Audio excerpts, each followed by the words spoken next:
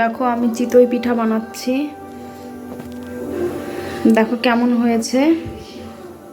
এখন তো সাড়া পাওয়া যায় না পিঠা বানানোর, আমি ওই জন্য রুটি ভাজার তাওয়াতে বানাচ্ছি। দেখো দেখো কেমন ফুলেছে, দেখো। তার সাথে আছে দেখো কি কি আছে, দেখো বেগুন পুড়িয়ে সেটা হচ্ছে ভর্তা বানানো হয়েছে, আর তার সাথে আছে এই দেখো টমেটো ধনেপাতা দিয়ে চাটনি করা হয়েছে। তোমরা দেখতে থাকো। আমি এই পিঠাটা তুলে নেব।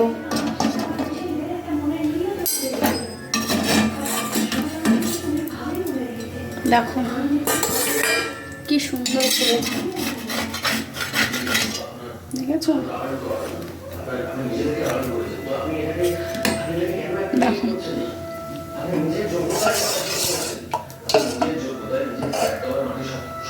আবার আমি দিয়ে দিলাম।